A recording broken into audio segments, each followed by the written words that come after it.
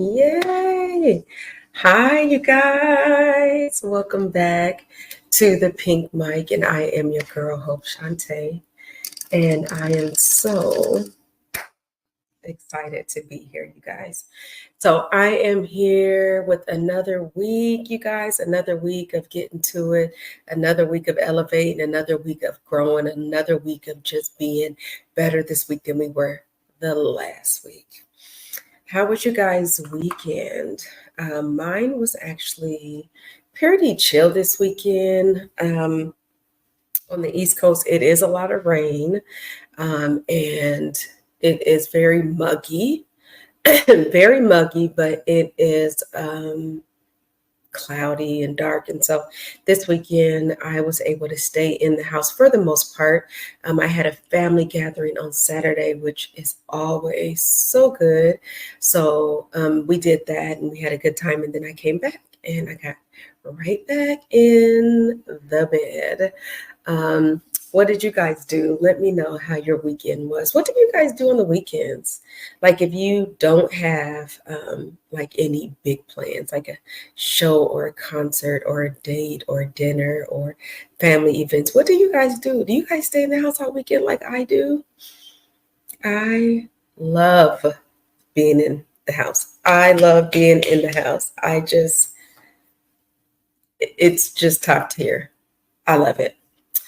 But anywho, you guys didn't come here for that. I actually, you guys, I have been actually reviewing my journals over the last handful of years because sometimes I just like to kind of review and see where I was this time last year or this time 5 years ago or 10 years ago or so on and so forth. And I was like, I was reading them and I was like, I'm seeing the progress, but I was still seeing a pattern of this thing called imposter syndrome. And here's the reason for me wanting to talk with you guys. Actually, I wanted to talk over the next few weeks. I wanted to do a deep dive very seriously around imposter syndrome and what it looks like for us in our day-to-day.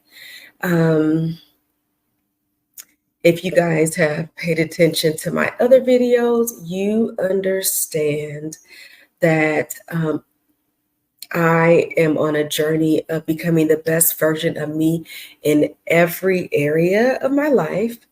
And one thing that I have pointed out is the fact that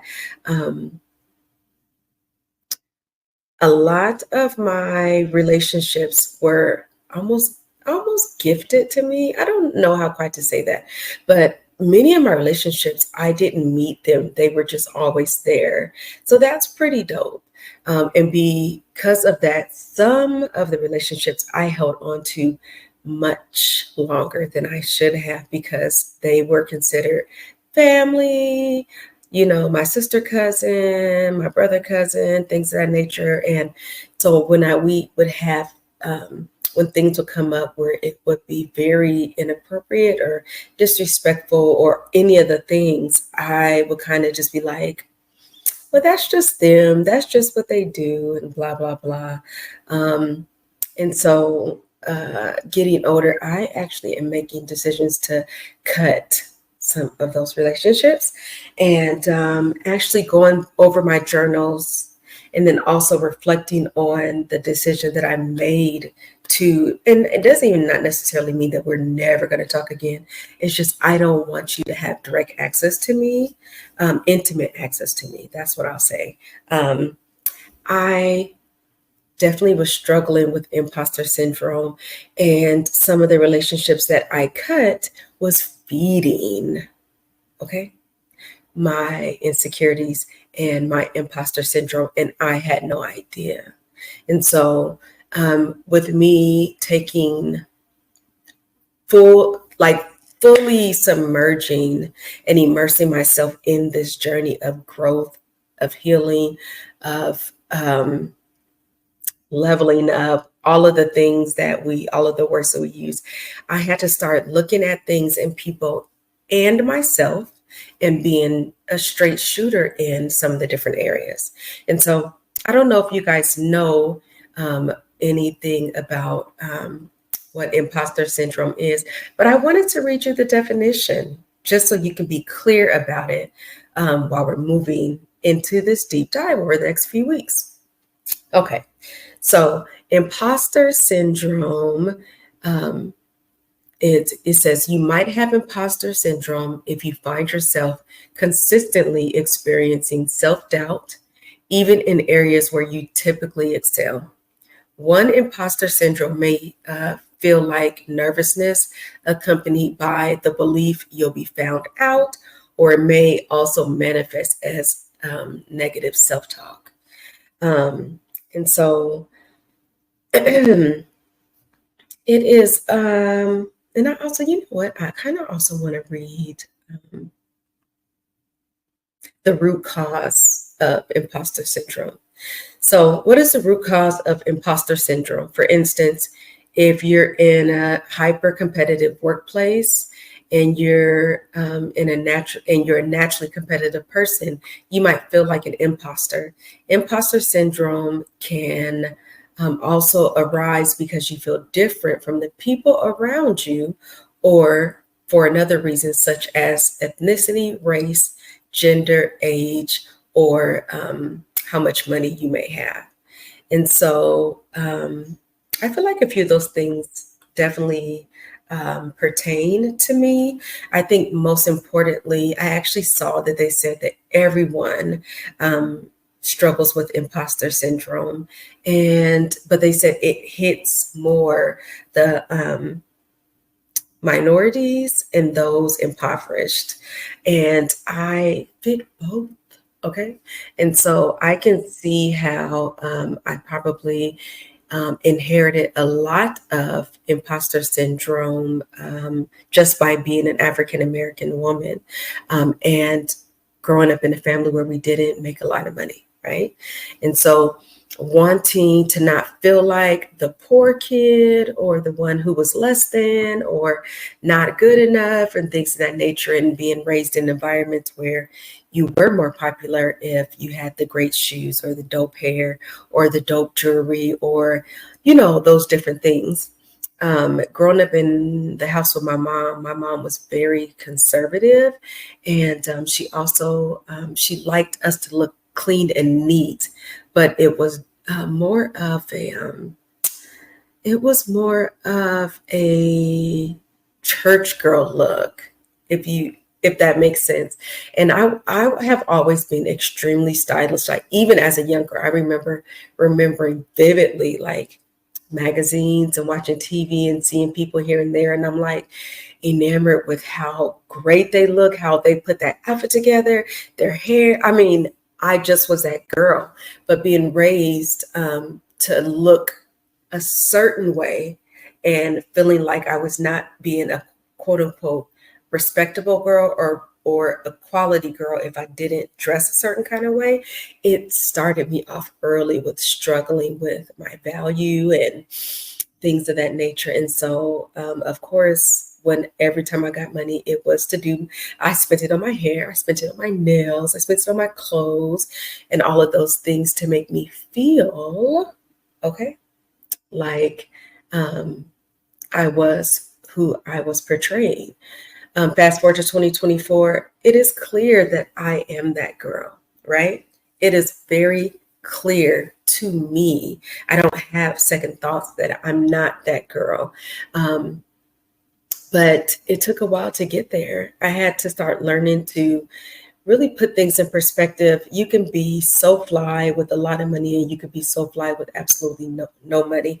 You can be not fashion forward with a little bit of money and also not be fashion forward with a lot of money. You can be a great human with a lot of money. You could be a great human without a lot of money. It's just so many things that you can and cannot be with or without, whatever that is. And so there was a couple of things. I actually ran across a video. It was super, super cute, you guys. Let me actually play it for you because I was like, this is so cute. And I kind of want to run with this a little bit. Give me a second. It was a TikTok video and it was super simple. Like it was like nothing fancy, but I just thought it was cute. Ah, you guys, I can't find it. And I literally had it up. This is my first week in this is my first week in StreamYard. And I thought I set everything up, but I guess not. But it's okay. Anyways, it was a particular doctor, and he was touching on the different points of imposter syndrome. And one of the things, like, it was like a handful of them. So I grabbed a couple. And one of his points was if you may have imposter syndrome if you if having if you're having anxiety that you'll be a failure. And I'm telling you, one of the things that I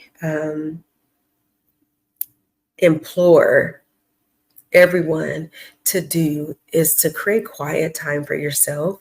You guys are actually, and I'm actually a plug.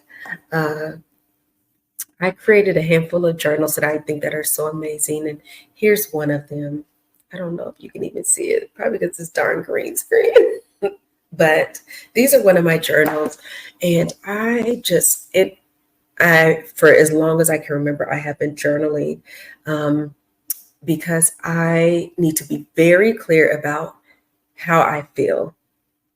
I can't reflect on how I feel if I don't get to the root of how I feel and why I feel that way. And how I do that is in journaling, in quiet time, waking up before the house is awake, or staying up late when everyone in the world, quote unquote, is sleeping, and I have unlimited time to focus in silence without distraction. And so having anxiety that you'll be a failure, I would definitely see myself, first of all, defining what I, okay, deem what a failure is. What do I deem? What is failure to me? Failure to me is, so my definition in 2024 would be not creating a name for myself that I can be proud of. That's what failure is to me in this time. When people speak of me, I want them to think first about the things that I feel proud of, my qualities. I feel like I'm a great listener. I also feel like I am a great thought partner. If you're wanting to think about something, map out something, plan something, get clarity, flush it out in its entirety, I feel very confident that I am that girl.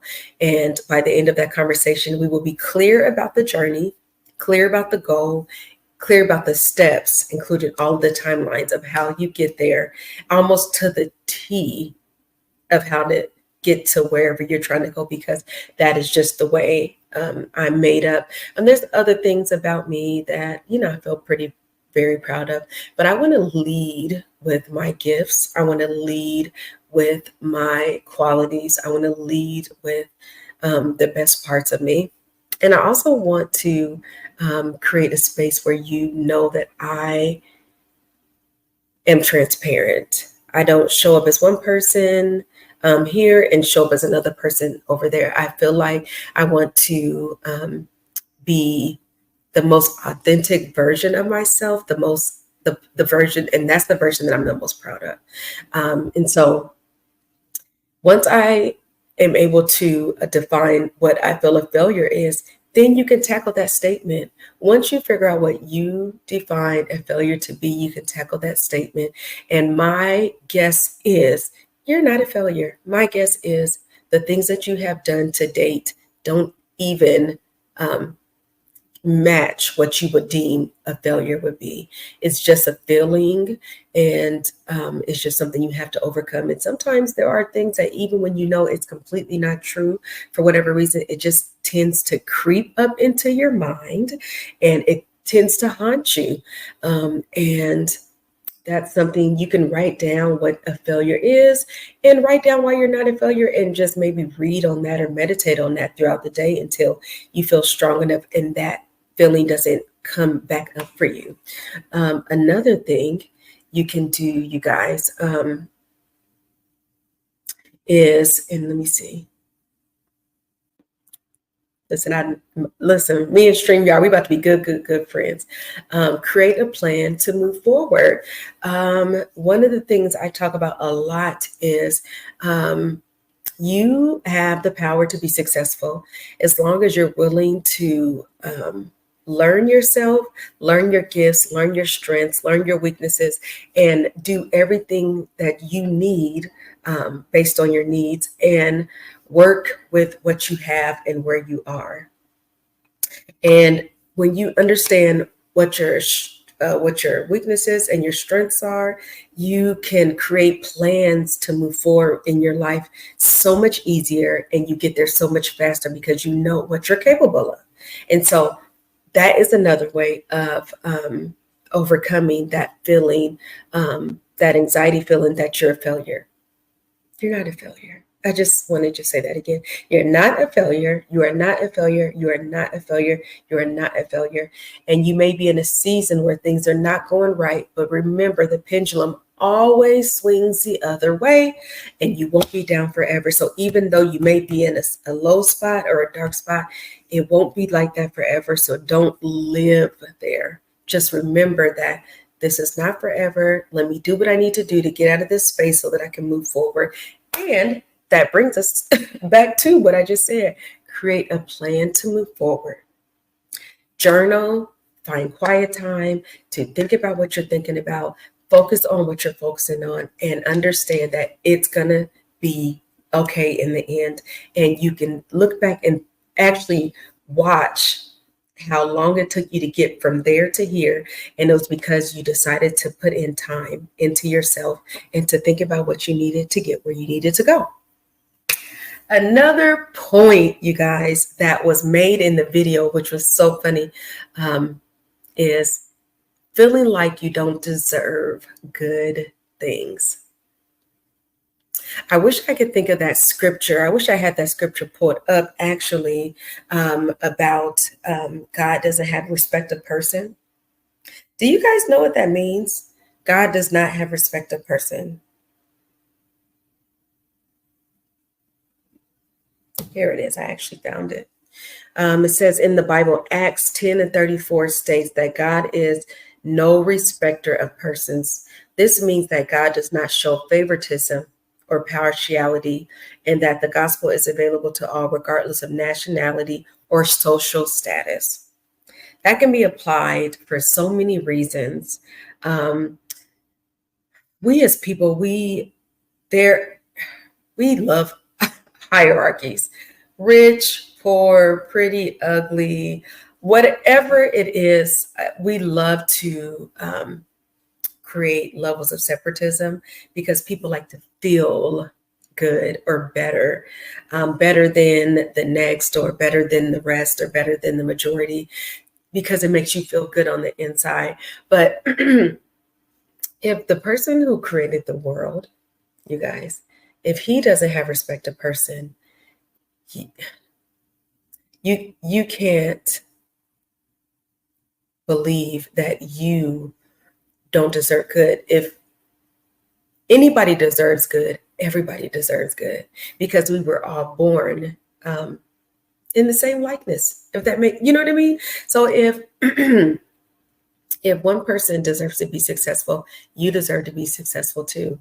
If there is somewhere that you are not, it's not because you don't deserve it. Maybe it's just because you haven't put a plan in place, or it just had, your time just hasn't come yet. But know that everyone deserves good. Everyone deserves happiness. Everyone deserves peace. Everyone deserves love. Everyone deserves care. Everyone deserves happiness. Everyone deserves it, and no one is exempt from receiving it. It starts in your mind, and in your heart. You have to believe that you deserve it, and you have to be willing to accept it. and open your heart and your mind and all of your senses to it. Once you're there, you're good. Do you know what I mean? And so, but one of the remedies outside of what I said, um, it was, they kind of all meshing together. Set aside time daily to reflect on the good things in your life. There is nothing like reflecting on. I'm getting a little bit choked up. Oh my God. I be having seasons where I am so unhappy with the way my life is going. I'm like, I should have this by now. I should be there by now. I mean, and I'm telling you, like when I go, okay? Because I set high standards for myself. That is a great thing, but if I don't tame it, I'll beat myself up because I'm not in a certain space. But when I finally force myself to sit down, calm down, think about what is going on and the level of anxiety that I'm causing myself, I be thinking about all of the many amazing things that I've experienced in my life, the many blessings that I've received, the many joys that I experience on a daily basis. Like for all of the list of the things that I could really come up with, you guys, the many things that I could come up with that are so amazing. There's no way that I could stay in the space of feeling like I don't deserve good things. Um, if you woke up this morning with breath in your lungs, you deserve it.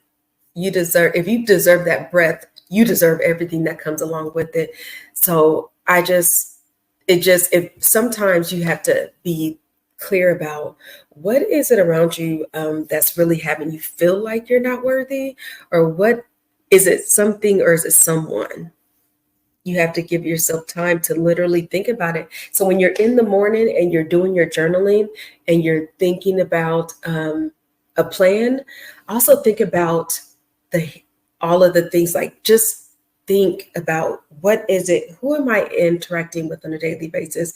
What is our conversations like? Do I feel anxious? Do I feel like I'm always trying to prove myself? Do I feel like I'm having to second guess myself? Or do I feel empowered and alive and wonderful in these people's presence? Because not only are you worried about what you're saying to yourself, but you have to worry about what people in your immediate circle, in your space, are saying to you also. If you're at a job where it's high demand and you're feeling like if you don't do a certain thing, you're a terrible employee, you have to be thoughtful of that too. You are not a robot. And it's not your job to be Johnny jump up on the spot and take care of everything just because you're at work. Just because you're working doesn't mean you have the capacity to do every single thing that's being handed to you. So give yourself permission to set boundaries, even at work. You do the best that you can and you pat yourself on the back and you go home and you come back to try another day. That is what you do. And just like you should be doing that at work, you should be doing that in your day to day. I woke up today. I made sure that I, was clean and presentable and respectful to myself and respectful to those around me. And I tried my best to eat something that was good for me and good to me.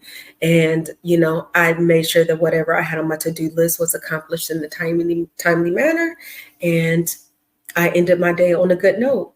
You know what I mean? And so start there and work your way up and out. But just know that you are not alone in this journey of imposter syndrome.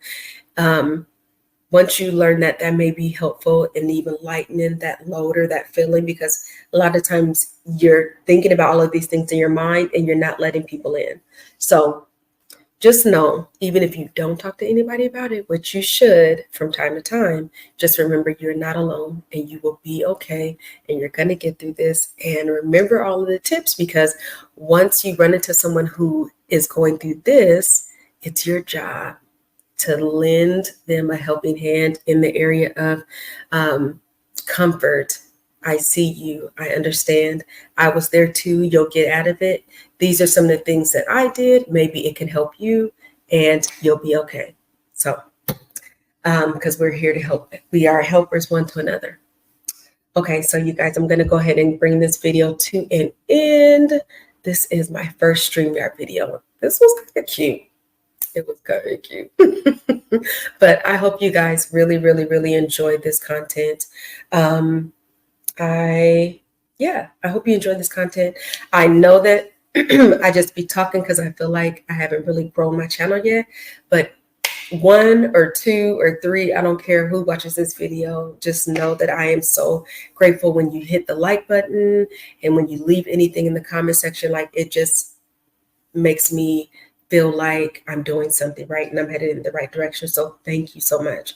You guys have a great, great, great week, and we will be back here this time next week. Bye. See you later.